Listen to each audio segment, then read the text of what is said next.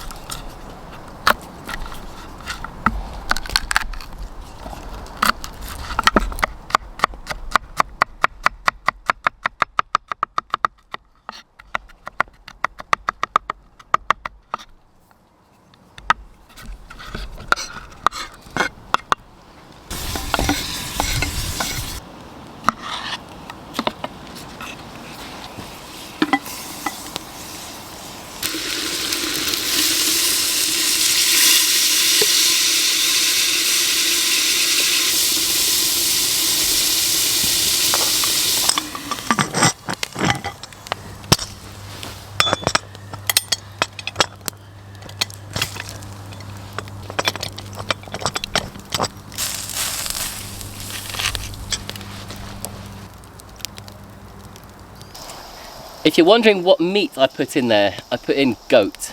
I don't think I've ever tried goat, and if I have, I can't remember what it tastes like. So I thought I'd get a bit of goat to try out in the pressure cooker. And you can see the pressure's building up already. I put the lid on probably about 2 minutes ago, and there's 2 valves on the top, and they're just building up enough pressure to start to release. But if I help it out by nudging it, you see there the pressure building up and escaping. This is going to make me a nice goat curry in a matter of maybe 15-20 minutes. The meat should hopefully fall off the bone. I'm really looking forward to it. And yes, I have a, well, I'm hoping it's going to be a bit of bread. So it's cooked one side, I'm cooking it the other side. I'm going to keep turning it, I don't want it to burn. And if all goes to plan, I'll have a nice bit of bread to go with my curry.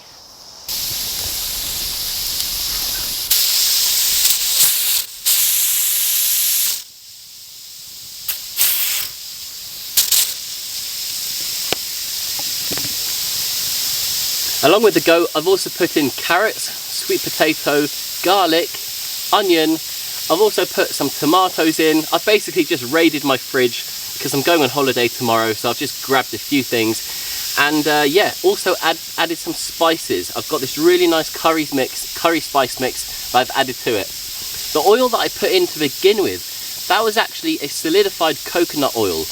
And I love cooking with coconut oil, especially when it comes to Indian food, because it gives a great flavour. So while that's cooking, let's crack open a beer and talk about exactly how I lit that fire. So what is this? Well, it's called a fire piston.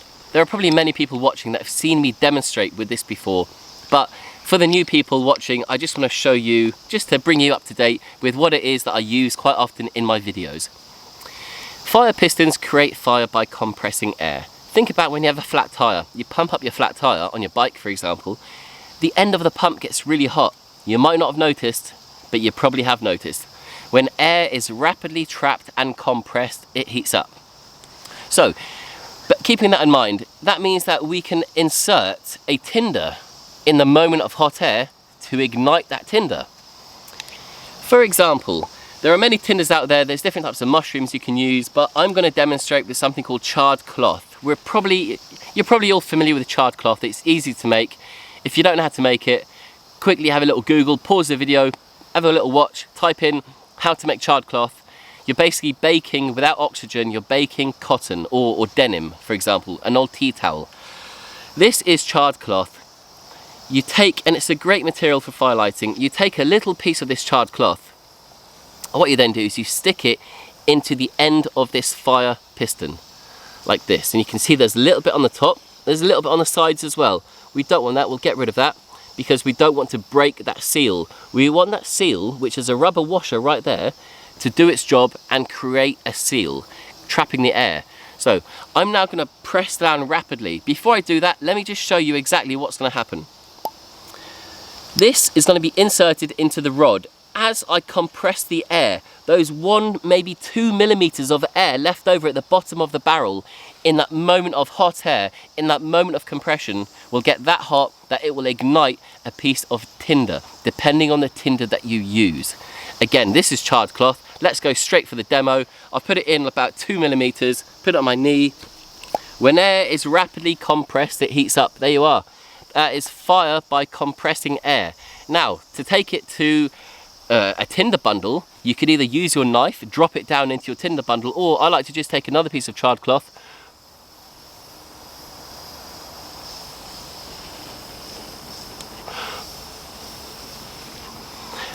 hold it to it, give it a few blows, and there you can see that is how you create a fire or an ember with a fire piston. And as for the history of fire pistons, well, it's believed that these have been about for about 2,500 years, originating from Southeast Asia. Back then they were made out of either hardwoods or bamboo, but this is the modern version, this is the aluminium version. Okay, if you're confused, don't worry. Let me show you again. However, I'm going to use this. This is a clear version, so that we're going to be able to see exactly what happens in that moment of compression. And for this demonstration, I'm going to be using not charred cloth, but cotton wool. The reason being is because it gives us a brighter flash, and that's exactly what we're looking for, is we're looking for a flash, a visual, a flash of fire. So I'll place a little bit of cotton wool just in the bottom of there, and now I'm going to place my piston rod into the barrel, only a few millimeters.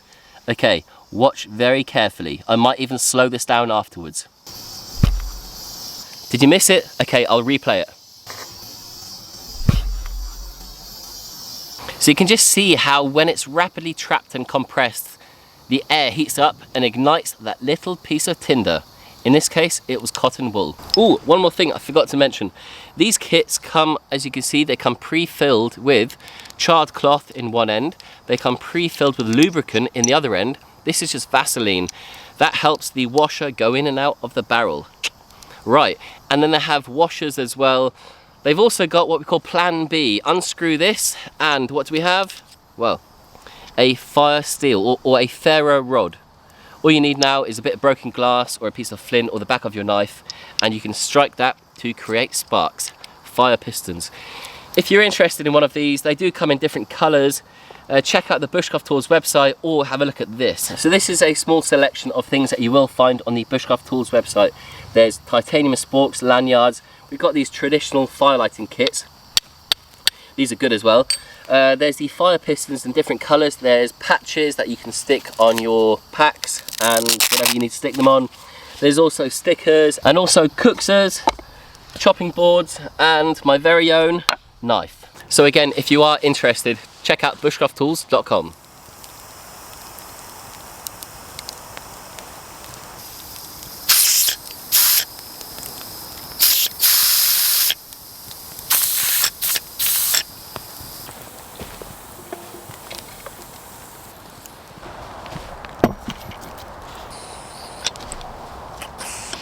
So before I open it, well, before I unscrew this, I need to make sure there's no more pressure built up. And there you are, there's no pressure. I've just released a bit before I started filming. So undo this. Oh, it's still quite hot.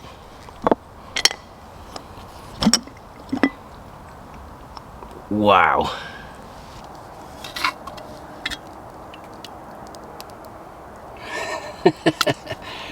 Look at it. There's a bit of carrot there. The sweet potato, I was hoping, and it has done it, I was hoping for it to just dissolve and really thicken up this curry. And that is why it's nice and thick. We've got bits of meat. Here we are, there's a bit of meat there. Fallen off the bone. And, oh, the tomatoes, they've just disappeared. The onions have disappeared. This should taste really good.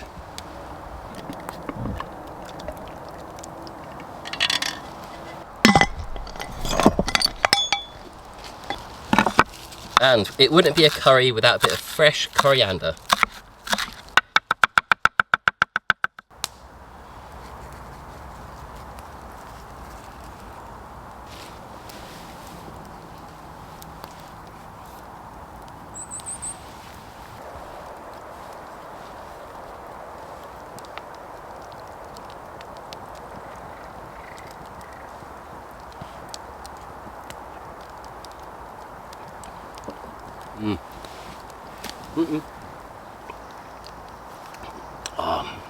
Oh, the flavour. It's amazing. Right, let's try the bread. It's nicely cooked.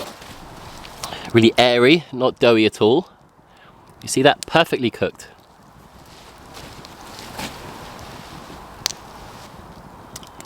Oh, it's a bit spicy actually.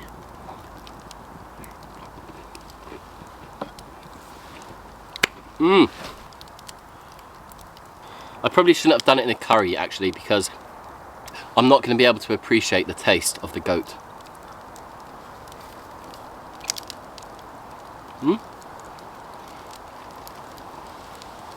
Lovely bit of meat. Lovely bit of meat. Have you tried goat? Probably not. Oh, let's get some more of that sauce. And look how that meat just falls apart. Beautiful.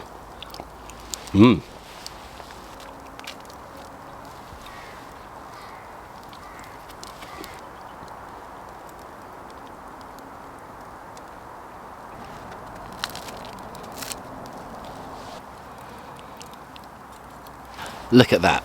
Coriander on top of this beautiful curry and some freshly baked bread over the fire. Stick bread.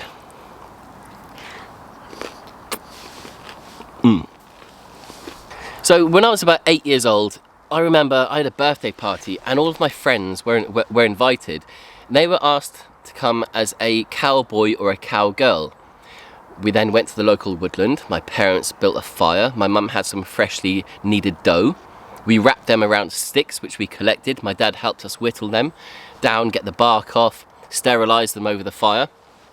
We would wrap the dough around, bake our bread. So we'd have maybe 15, 20, I can't remember, of these sticks around the fire. Once the bread was baked, we'd slide the bread off. We'd then, because I'm Danish, and Danes do like a hot dog, right? Believe me, they do. So we'd slide our sausage into our bread, which has pretty much got the hole in it already. And that was it. That was our woodland hot dogs. It was a really, yeah, it's a great memory. If you want to see me do that, if you want to see me do woodland hot dogs, comment below. Just tell me, just comment the words hot dog, and I might do it next time. If you've got kids, it's a great thing to do. Yeah, try it.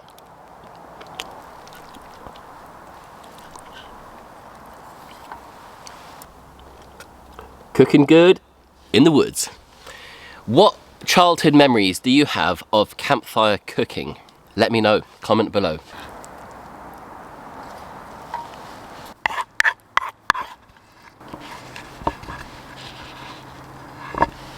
Well, that curry was on another level. It was super tasty. Real thick from the sweet potato that just fallen apart. All those flavors. I couldn't quite make out the goat flavor, but everything together was just perfect. It was beautiful, delicious. And if anyone has any goat recipes that don't involve curry, again, let me know so I can really try the goat and appreciate its flavor. Hello. As I got here this morning, I was walking towards the camp and I found this. I didn't want to handle it too much because I was cooking, but I thought to myself, where could this go? What could I do with this? Then I had a brainwave. Right, doesn't happen very often. I thought this could go up there. If I get a bit of paracord and just tie it. What do you think? Where should I put this? I guess back in the day they would kind of, you know, they would attach them back in like caveman times. I don't think I'll do that. Yeah, should I put it up there? Yes or no? And bonus points for anyone that knows what type of deer this is from.